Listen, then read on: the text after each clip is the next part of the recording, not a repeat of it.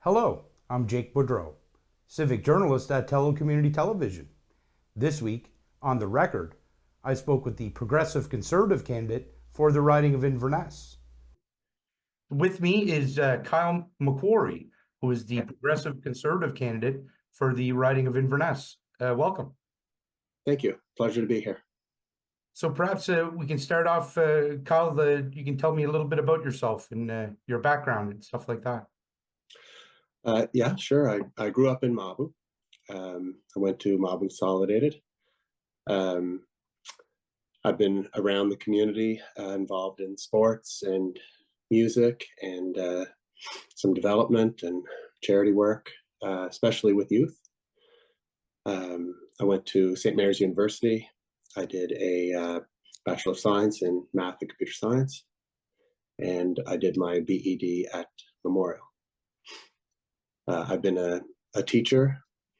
I taught in Mabu for 8 years. I also taught in Sydney and St. Peter's, a few schools around Inverness County. And yeah, then I decided to take an opportunity to get some international experience.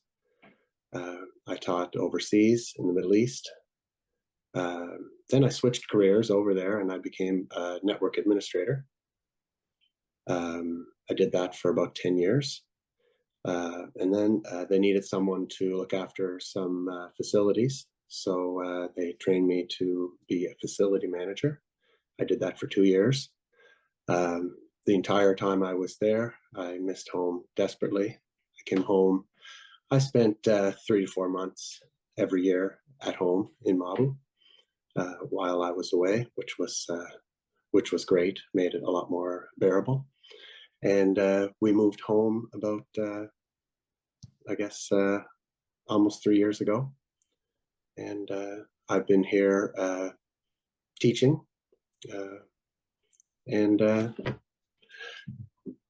So over the course of that career, I've done a few different things. And during that time, my wife and I, Cheryl, we have 4 children, Neil, Colin, Ian, and Anne.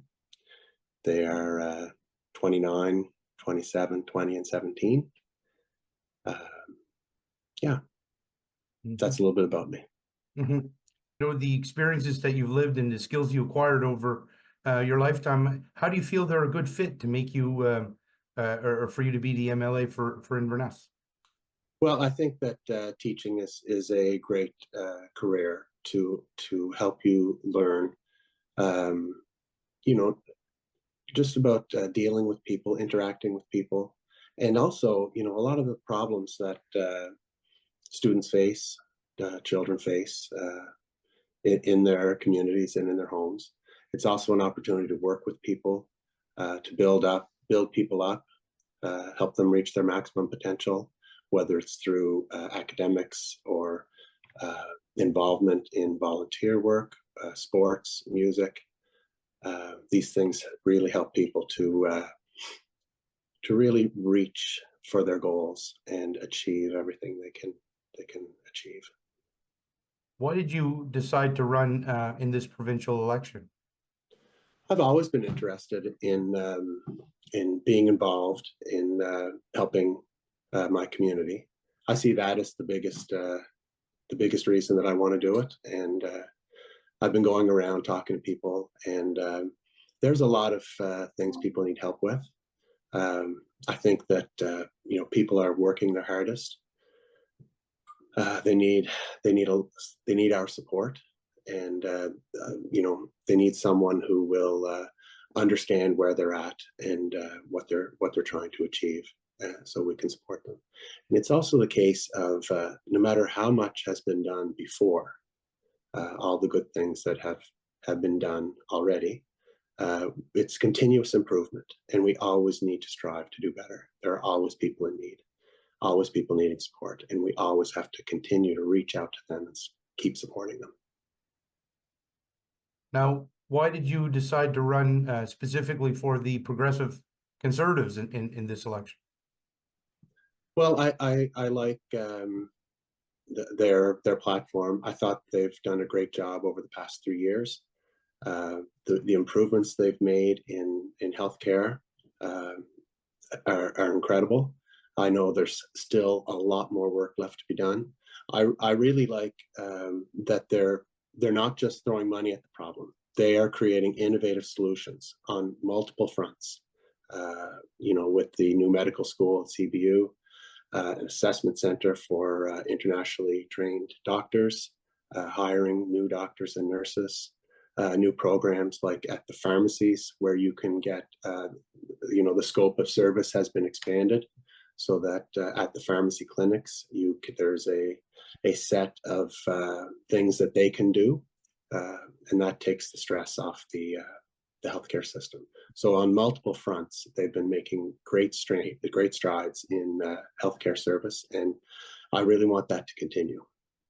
As you know, I'm sure the riding of Inverness includes the town of Port Hawkesbury as well as the municipality of the county of Inverness. What do you see in your mind are the major issues facing the riding right now?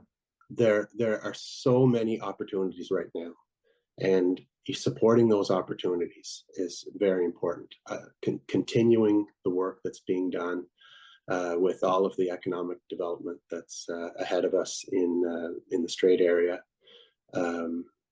There's each community though has their own set of needs, and so I'm getting out to each individual community.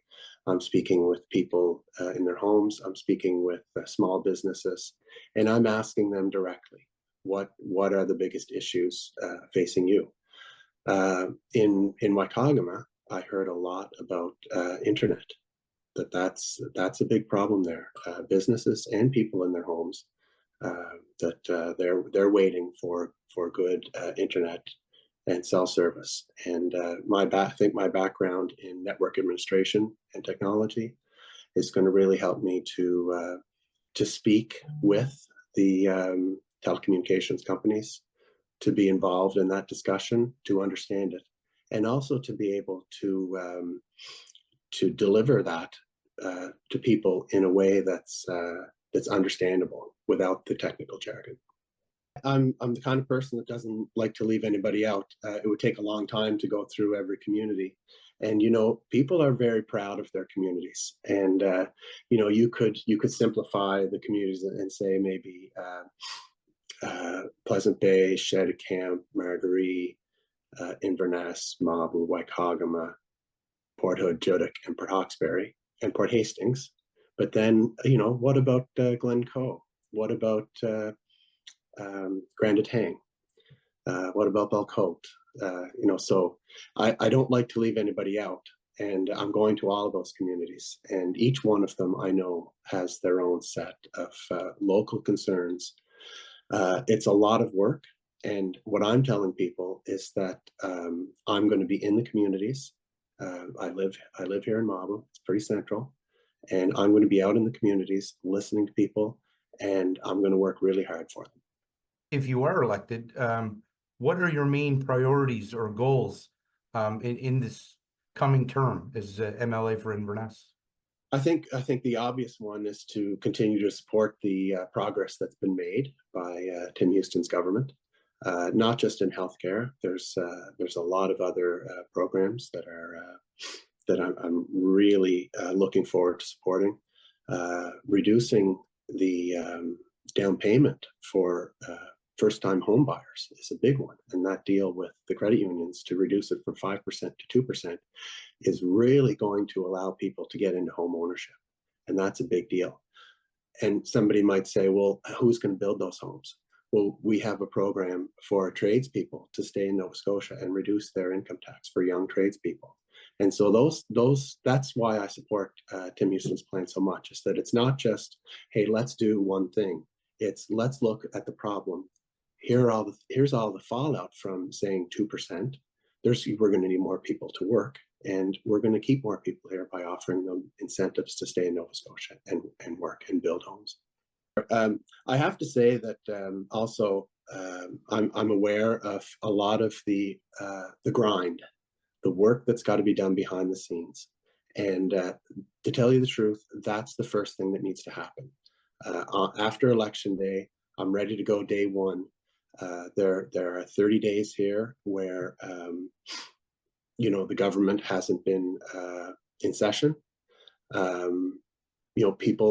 People in other organizations are still working in municipalities, in small business, private organizations. They're still working, and so from day one, it's going to be a grind of catching up with all of that. The mundane work of making programs accessible to people, of pushing their issues forward, of helping them access government. And to tell you the truth, that is going to be the very first thing that's going to need to be done. Aside from announcements and new government programs, there is that regular everyday work that's got to be done. And I'm aware of it. I'm ready to do it. I know you were nominated, I believe it was last week sometime, and I imagine you hit the ground running after that. So how have you been spending your time on the campaign trail, and what are your plans for the days and weeks ahead? Well, I've been very lucky to have a supportive organization and a supportive family. They're really helping me out a lot. I've been able to spend my time speaking with people, hearing their concerns, understanding what needs to be done. And so that's how I'm spending all of my time. And I also, there's this idea of going and asking for people's votes. I think that's a very respectful thing to do. I'm spending a lot of time doing that. There's a face-to-face accountability that I've been really moved by. It's so important. And I used to see it as, somebody coming to the door, a bit of self-promotion, a bit of advertising. And I don't see it like that anymore. I really see it as an act of accountability where, I'm trying to get to see as many people as I can, asking them for their votes, showing them that I'm going to be here and being accountable to them. I appreciate you taking time out of your busy campaign schedule to speak with me, answer my questions, and tell our viewers a little bit about yourself. Thank you very much. Yeah, thank you, Jake. It's my pleasure. I really appreciate you having me on the show. Also in this episode, I attended the November 12th Committee of the Whole session of Richmond Municipal Council in Ayrshire. After the meeting, Warden Lois Landry and Deputy Warden Brent Sampson answered some questions. The first presentation was an election report from Richmond County's returning officer, Claire Rankin. This is my third municipal election as the returning officer for the municipality, and I have to say it presented a few difficulties. In 2016, the number of councillors went from 10 to 5. It meant moving whole communities from one district to another and combining areas that had traditionally been separate seats. For example, Almadam had 4 councillors that time: Petit de Gras, Ayrshire, West Ayrshire, and Discouse, who were mainstays of the municipal scene for years until the Utilities and Review Board, the URB, told the county to downsize to 5 after a lot of discussion ad nauseum. In 2020, the election was held during a worldwide pandemic due to COVID-19. It meant we had to ensure that all polling stations had a separate entrance and exit. Voters were met at the door by constable who made sure that they were in the correct polling station, that they were wearing a mask, and that their hands were sanitized. And then everybody got to vote using their very own golf-sized pencil, for one use only. So I say this was the least stressful because there were only 6 candidates in 3 districts with 2 acclamations. 4 years ago, there were 13 candidates vying for all 5. And as I had previous lists of poll workers and community halls, this part of the election process was also smoother. And there wasn't an incident on election day. That was a learning test for all involved. In his election report, returning officer Claire Rankin referred to an incident that took place on election day. Based on social media posts and other information, it seemed like it involved issues of voting access and privacy for those with disabilities. I guess if you want to be general, without being too specific. Are you satisfied those concerns have been addressed? Yeah, so on election day, the matter was addressed, and so the folks who need to vote voted. On the short term, yes, that both folks got to vote. Lots of things happened on the other side of that, but social media posts sort of spread that out far and wide, and it actually included somebody who found out about it was the Minister of Justice. So she reached out to me through Facebook, just found me on Facebook, and asked if I would send her a summary of the incident that involved folks with intellectual disabilities not having access to vote. My concern then, as it continues to be, is just that we haven't done a good enough job with our elections folks to make sure they understand what the rules are and what it means to have the right to vote, period. So I received a letter actually just yesterday, I think, or by the time I opened my email, but it was from the Deputy Minister of Municipal Affairs and Housing, copied to the Deputy Minister of Justice, and Justice is who runs elections, to say that they were committing to additional training for returning officers for upcoming municipal elections. So I'm really pleased to see that. I was also able to reach out to folks at Election Nova Scotia and Elections Canada just to flag that there had been some issues, and they were great to make sure that they would really do a good job. In Richmond, there were turnouts of 67% in District 1, 57% in District 2, and 54% in District 4, for an overall rate of 59% of voter participation. Again, the trend of voter apathy could be partly to blame. In Inverness County, for 3 contests, their results were even lower with a percentage of 56% turnout. Lunenburg was at 45% turnout, and Kings County set a low mark in the province with only 31% people casting their ballots. Does the 59% voter turnout during the municipal election give you some pause for thought, and are there ways to maybe increase that number? Yeah, I think we need to look at it both in terms of holding our citizens to account. Like, we really need to sort of say to folks, look, this is your civic duty. On the other hand, I think we need to look internally to say, are there any things that we could be doing better? So I will say that in addition to some folks with intellectual disabilities having challenges voting, there were people that I spoke to who used mobility devices, who couldn't actually get into polling stations. So, I don't think we did a good enough job of making sure residents understood the differences between municipal and provincial elections. So in a provincial election, people right up until election day, you could call the returning officer. And so for those folks listening on provincial election, in the provincial election coming up, there is a ballot team, a write-in ballot team that will come to your home, and you can call, so long as you call before, I think it's 3:00 on election day, you can arrange to have that ballot team. But that is not the case in municipal elections. So if you want to have a proxy vote, you have to have that information into the returning officer 8 days before the election. So I think because people had been through a provincial election and remembered that you could decide right up there, and also there was, social media posts about, oh yeah, I'm voting online today, and we didn't have that option. So I think there are things that we as a municipality, as and municipal affairs and housing, but we as a municipality in particular need to do to make sure that we are giving every single person the most opportunity to vote. So I think there's enough kind of blame to go around there. On the positive side, the number of eligible voters that was up from this election from 7,910 in 2020 to 7,080 this year. So much for a declining population in Richmond County. We also added approximately another 100 voters on election day during the revision period, and there were 37 proxy votes this year, and I feel it's 77 inquiries from the municipalities' election 2024 page from people checking to see if they're on the voters list. And these were people from Forshaw, Dundee, who then I had to tell them that they had nowhere to cast their vote. Even though they were on the voters list, or that I put them on the voters list, they had to sit out for another couple of years. And I have to apologize to those people who signed up on election day, because there was a check mark there, and by checking that, and most of them did, it was told that they would then be on the provincial and the federal votings list. but because of the turnaround with the provincial election, they are not on the provincial list, so they will have to be sworn in again if they go to the polls on November 26th.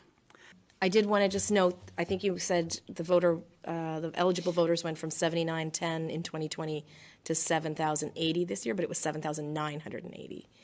Right? Yeah. Okay. Just wanted to make sure that I had that right, because I did notice quite an increase in my area in terms of mailouts. So it was really great.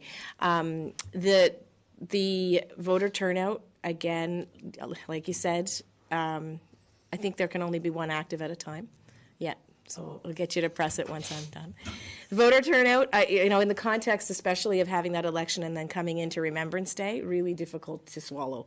And I would hope that people heed your words and note the low percentage, especially in District 4, and consider voting in the future, because you need to have your say. People fought for that right and died for that right. Question for you on the provincial voter list. It was a bit of a schmozzle. I don't know how else to describe it. People who had been on the voter list for decades fell off of it somehow. It's just like your opinion on how can we improve the accuracy of that voter list? I know we receive it from the provincial government, but what can we do? And just get you to press your button. Okay. Well, I really don't know what could be done. I mean, the list was very convoluted, as you say. They gave me one list in July, and then 3 weeks later sent another list out, and we had to weld all them both together. The lists are very complex in that they have the Latin long of everybody's voter's address on the list. So the list is approximately that long if I laid it out end to end. However, why they missed so many people is unknown to me. They had people on there who had moved here not 2-3 weeks before the list came out, and yet there were people who lived here all their lives who were not on the list. And so it was a shame that because people were upset, and some of them turned around at the voting station when they found out that they weren't on the list. Yeah, after being on it for so many years. So, I mean, maybe it's a note to send Elections Nova Scotia. The other alternative was what we did in 2016 was we enumerated ourselves, and we had door knockers going. We had our own people going door to door to do enumeration of the whole county. Now, I know in his report, the returning officer, he called the list convoluted, and he said that even longtime residents weren't even on the list. Is that a concern for you? Yeah, it is. And look, my husband has only lived in Nova Scotia for 2.5 years, I think, and he was on the voters list. And my neighbor, who has lived here for 70 years and was on the voters list every time since she was 18, was not on the voters list. And one of my concerns is that if we convey a message unintentionally, but if we can't convey any kind of message that our elections are not, don't have a lot of integrity, then that undercuts our move to try and entice people to vote. It cuts us off at the knees when we're making arguments about, look, voting is really an important thing to do. So it is a concern, and I don't know what the answers are. It was an interesting discussion, so I'm hoping we'll see more on that. I know one of the ideas proposed was possibly having the municipality do its own enumeration. Is that realistic, or something, an option you guys might look at? I don't know. I know that is something that is really labor intensive. So of course there are costs, but it's my understanding that we are struggling to find people to work in the polls, let alone to find people to, and the problem with doing that is if you can't get it all done, it's a disaster, right? So you either commit to doing every bit of it, and those things are labor intensive, and we are struggling to get the human resources in elections quite often. You often see returning officers kind of looking for folks to help them. So I appreciate that that's one option, but I can see some pitfalls to that. Next, Deputy Warden Brent Sampson proposed an extension to the deadline to apply for the low-income tax exemption program. So the reason I want to have a quick discussion on this was I believe the previous councillor in District 3, as well as myself in District 5, had people reach out that weren't aware of it at the time, even though it was, it was advertised once it was enacted. However, I believe the closing date for it was August 31st. Now, after checking with staff, there was not any major uptake on it. So my proposal or my question to the rest of council tonight was whether or not we could extend the deadline, not permanently or not every year, but maybe for this year, to allow some of the people that weren't aware of it to be able to qualify, if they so, if they're able to qualify, to be able to apply, because some people had only realized about it in September and so on when it actually closed at the end of August. So I'd be open to discussion about, whether or not people would feel comfortable with extending the deadline for in this particular year, and then we could leave the deadline as is years going forward once people are more aware of it, I think. And I believe it falls under this agenda item because we're not looking for a change in our policy, but rather an extension to the deadline this year because it's new. So I'm open to conversation about that, or I'll entertain a motion if we'd like to.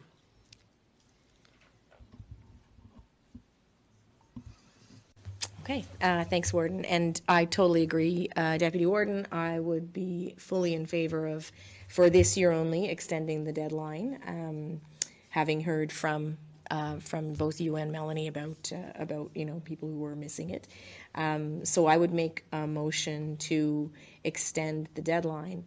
But before we settle on a date, I'm wondering, from a staff perspective, Troy, are there any implications for making sure that it can get applied to the tax bills this year? Is there a last moment that we could? I would have to ask my acting CFO on those deadlines, but yeah. So the next tax bill is going out April 1st. So for us to get those write-offs, probably like March 15th, if that works, or the end of February if you want. It's up to yourselves. Deputy Warden Sampson? Yeah, and I wasn't sure even of that, but like something like end of February would be perfectly fine. Because I know the thing is the tax bill that was due as of November 1st, it's not going to help them on that one, but it could help them on the spring one. So, yeah, that's...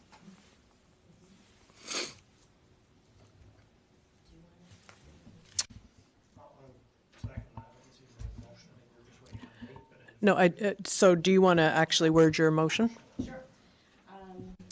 Thanks, Warden. So I'll make a motion to extend the deadline on the low-income tax exemption program policy to February 28th, 2025 for this year only. I'll second that. Great, thank you. So we have moved by Councillor Mumbercat, seconded by Deputy Warden Sampson, to extend the deadline for the low-income tax exemption program for this calendar year only to February 28th, 2025. Any question on the motion? All those in favor, say yes. Those opposed? The motion is carried. On the low-income tax exemption, were there many applicants who did not meet the deadline? You said people had reached out to you and a previous councillor as well. Yeah, so Councillor Melanie Sampson from District 3 raised this issue at some point. I don't recall if it was in September or October. And then as well, after that, I was contacted by somebody within District 5 that they wouldn't qualify necessarily for the seniors programs, but in all likelihood, they would have qualified for this, and just happened that they weren't aware of it. And I mean, the county had advertised it through the website and the Facebook page, but these things are difficult when it's the first year and people, didn't always know there's a lot going on in people's lives and they may not hear all this stuff. So based on the fact that after I checked in with staff to see that it wasn't any kind of overwhelming response to it, I was just hoping to see that we could reopen it, and I was glad that council wanted to go along with that for this year at least. And in years forward, the deadline may be set where it is, but at least then I believe the citizens will be more aware, and we'll try and publicize it as much as we can and let people know so that they can take advantage of it. And hopefully, it's not a massive amount, but hopefully it can help some people. Next, Council discussed a $5,000 grant request from Royal Canadian Legion, Branch 150 in Arishat. There are a couple of items under correspondence that require action on our part, so we'll take a look at those. The first is Kathleen Jeffrey, Interim Director of Finance, has some information for us about Royal Canadian Legion Branch 150 grant request for Type 1 infrastructure grant funds in the amount of $5,000. So CAO, do you want to talk us through these? Not normally, but I can. The grant is there. It is for comfort center improvements down at the Legion. They've been working with our EMO to figure out what it is they need and others. Their detailed quote is there, the contributions from the other sources, and the letter from the CFO with the compliance with the grant application. Yeah, okay. Is there any discussion on this motion or do you have any thoughts? Yeah, so for me, Madam Warden, I had the privilege to take that tour and they showed us, what they're doing and the steps they're taking to make sure that Legion, it does become an emergency center, comfort center, to the point where I think you can concur, Madam Warden, that in the event of a hurricane or a flood or anything like that, the Red Cross would come in there, take over that Legion, and it would be there for people to have shelter, take showers. Yeah, I think it's great, and hopefully a project that we can support. So I'm looking for a motion or decision on this. Just no. In the letter from the CFO or interim, it's just saying the income statement or the balance sheet is not there. Was it received? Because it would appear it's not complete. It has not been received to date, and that's why the CFO mentioned that in her report. And they're in the practice that they had not had to in the past, and not saying that they won't supply it. It's just at the time and coming here, we don't have it at this time. So if you guys are willing to proceed without it, or you can wait for it, that's a decision of council. Councillor Mumbercat? Oh, sorry. Okay, thank you, Warden. I had the same question as you, Councillor Marchand. So, so I feel like the application isn't really complete, which makes me think maybe I'd like to see it come back once we have all the information. But and thank you, CAO, for confirming that it does align with the work that Steve is doing on emergency planning. That was one of the questions I had. It doesn't note that it aligns with our strategic plan. There's no box check there. So, but it does if it's work that's happened. So I would ask that in the future, maybe if we could have that alignment with the strat plan.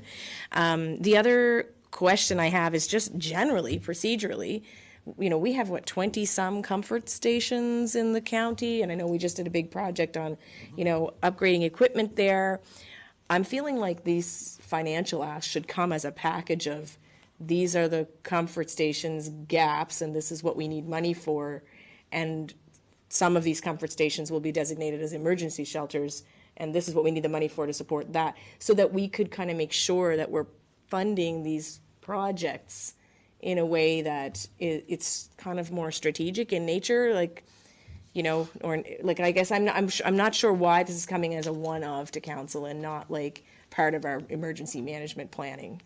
I guess that's my only question. Although I will say, I think it's critically important that we have more of this in the county, and would like to congratulate the Legion on, bringing it forward. But I just feel like it's not part of a strategy. How do we fund one and not others? And when does that? How do we fill those gaps, I guess?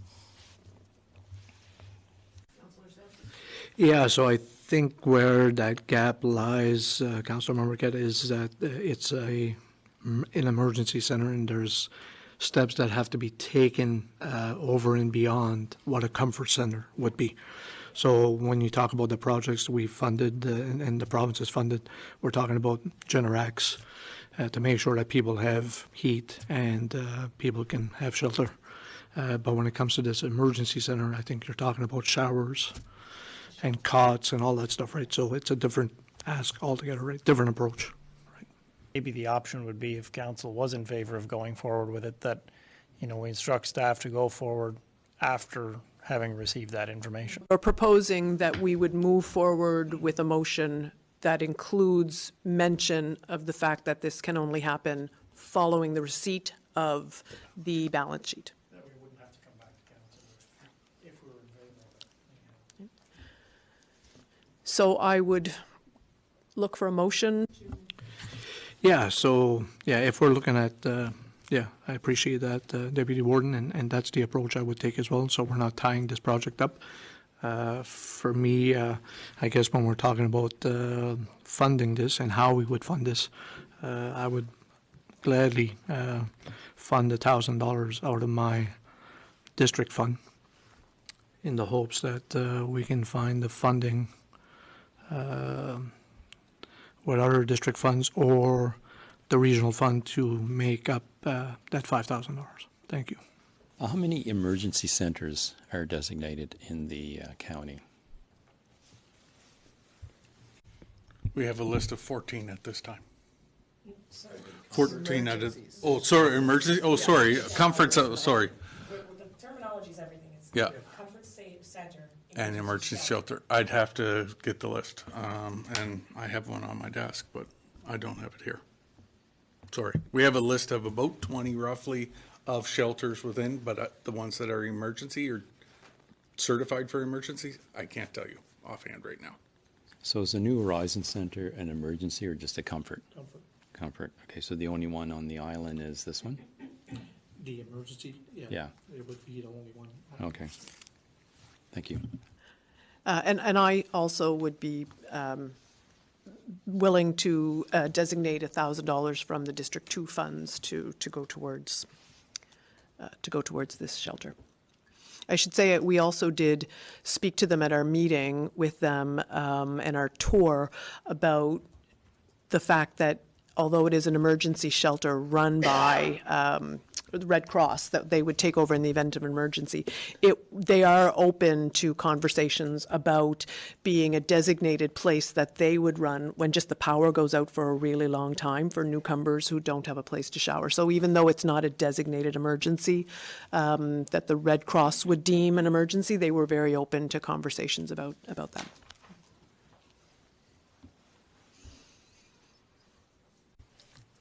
Yeah, that's true, Madam Warden, and that's very encouraging, that discussion. So they would open it up.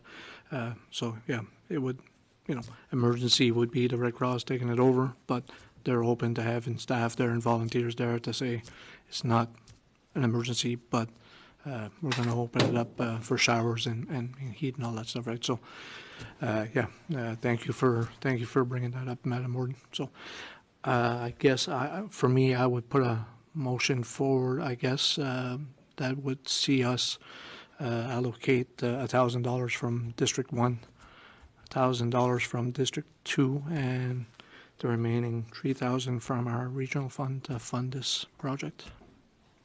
Thank you. That's the motion on the floor to allocate $1,000 from each of District 1 and 2 and $3,000 from the regional fund to go toward this project should they be able to provide the balance sheet. Is there a seconder on that motion? I'll second that motion. Moved by Councillor Sampson, seconded by Deputy Warden Sampson.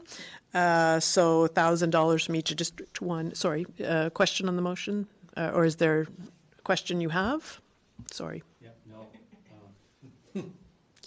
Okay. Are you saying regional fund because they're asking for type 1? So you're saying type 4? Yeah. You said regional. Yeah, we're switching. Yeah. They've asked for one thing, we're switching it. You're switching it, okay.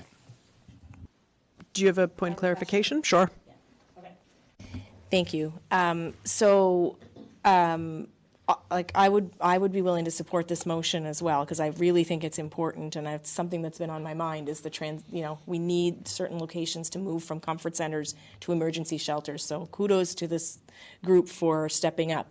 But I am concerned, again, that we're not seeing, okay, these are the 2 or 3 or 4 or however many emergency shelters in Richmond County, and this is the gap they have in facilities to be that, and this is the money that is required. We need to be strategic around this kind of thing, because I don't think we'd be able to necessarily fund all of them all at once. So, I mean, I'm still willing to support this because I think it's important, and I have no idea how many other emergency shelters we have, but I guess what I would like to ask is if we could have, I know the comfort station list comes out, where are the emergency shelters and what do they need? If we can kind of put a priority on that. So would we be looking at a separate motion to ask staff to take that on as a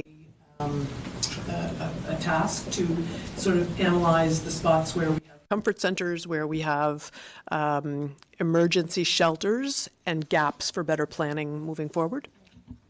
Councillor? Yeah, I know it's being done. It just needs to be shared, and it should have been part of this package. That's all. Yeah, thank you. So then we may not need a motion to staff if it's already in progress. Fair enough. Okay, Councillor Marchand? How much money are left in these funds? Do we have any information on that? We do, and it's going to be circulated to you guys once we have it. There's enough to do everything here tonight, and then there's a list coming out to all of you with what's in your district funds, what's in the regional funds, and what has been allocated since April 1st out of your own district, so that you know where the money in your district has gone prior to you being elected. As well as where the money has gone in the remainder of the funds? What's been spent already and where? Exactly. We will have that. Okay. Yeah. Thank you. Yes, that is actually sort of why I was hesitant at first. I'm not really in a position to say much about what funds are left. So, hearing reassurances that we have the funds in each of these budgets, there is a motion on the floor, and that is to provide $1,000 from District 1, $1,000 from District 2, and $3,000 from the Regional Fund to be provided to the Royal Canadian Legion for the infrastructure grant application on the condition that they submit their balance sheet. So any question on that? Hearing none. All those in favor, say yes. Yes. Those opposed? The motion is carried. So once staff receives the balance sheet from Royal Canadian Legion Branch 150 in Arishat to be approved for that grant that they're applying for, are you confident that it will be approved and things can move along? Yeah, so what, my understanding, what we did here tonight was approve it in principle, so it wouldn't have to come back to council. And it was just a technical detail, basically, that we want all these groups to have to follow the same sort of rules and regulations going forward. So I'm sure they'll be able to provide that. And I think it was something that council felt very strongly about to be able to help out with it. It sounded like a great project. There seemed to be some confusion between comfort center or emergency shelter. What exactly is it they're applying for there, and what's the difference between the two? So I'm less familiar with this, to be honest, but there was a lot. The province was able to help out a lot of community centers, some fire halls, so on different buildings to be listed as comfort centers. And some of the criteria for that, they had to have generators and so on installed. And so people have somewhere to go sometimes in an extended power outage, just to maybe warm up, charge their phones, get a hot cup of tea or coffee. This is a little bit geared towards a more serious situation. If there happened to be maybe a natural disaster or something of that sort, and the Red Cross, let's say, would be coming in, from my understanding. This is geared more towards that, where they would have shower facilities as well, because people might be there for an extended period of time. Correspondence was received from Judy Giovanetti with the Isle Royale ATV Club, requesting a letter of support. We have two others that do not require they're not requests for funding. They are two requests for letters of support. So the first is from the the Isle Royale ATV Club, which is a request for a letter of support. Councillor Marquette, do you want to speak to this? I know that you had, this correspondence went from your group to you. Okay, so this request aligns well, I think, with our trail strategy. It is a proposal. A proposal was submitted from the Isle Royale ATV Club to the provincial government regarding protected lands in the Capeland Cove area. And the proposal was submitted, I think, several times. Once back in 2015, once in 2019, and now again this year. The Isle Royale Club is requesting that a section of the Capeland Cove Road in Framboise be lifted from the wilderness area for off-highway vehicles. What this will enable the club to do is to connect to this entire end of Cape Breton Island with their trail system. So from my discussions with Judy and other folks at the club, it sounds like they'd be looking for a letter of authority to be able to kind of move, or maybe it's not called a letter of authority anymore, share the road from the provincial government type of thing, so that the ATVs could access this piece, and they're looking for a letter of support from us as part of that application. So yeah, that's all the information I have. Thank you. So looking for some discussion or a motion on this matter? Yeah, and I'd just echo that I think it aligns well with the trail strategy, as well as further down in this, it has been supported by the local ATV club within District 5, because this group is actually from the CBRM, but they're looking to connect trails down through Richmond County. So I'd be in support of this initiative. So we seem to have some support around the table, but I'm looking for a motion to write that. Moved by Councillor Marchand to write the letter of support as requested. I just want to be clear that there's no monetary support. We discussed that already. Just be clear in the letter so they don't expect that at any time. I'll second that motion. So there is a motion on the floor to write a letter of support to the Isle Royale ATV Club as outlined in their request, with the stipulation that there is no monetary support. So moved by Councillor Marchand, seconded by Deputy Warden Sampson. Hearing no more debate. All those in favor of the motion say yes. Yes. Those opposed? Motion is carried. The request you guys received from Isle Royale ATV Club, letter of support for a trail project. I believe it's a connector somewhere around the Capeland Cove area. You said it aligned well with your trail policy, but is a project like that kind of go beyond aligning with the policy and can be like a real benefit for the area and for ATV drivers and Yeah, it definitely could. And part of the trail strategy was trying to make these connections through the county, because part of the issue we have is you have some great trails and they're not all connecting to one another. So it'd be way more beneficial from a tourism perspective even to be able to do longer routes.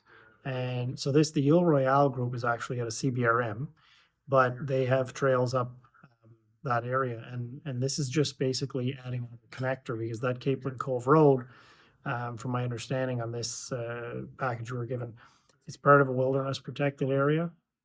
The road is not in much use anymore, and they would just like the road to be excluded from that, not to create necessarily new trails through the woods, but just use that existing road as a connector. And then it would give access to those areas. If there was ever an emergency, you want that road to be kept up in reasonable shape, you know? you don't foresee, because it's a wilderness protected area, any potential problems with them being able to get access? Well, there could be, and that's why I guess they're looking for the support, and they've been in contact with the coastal riders that are located in District 5. They were on board with this as well.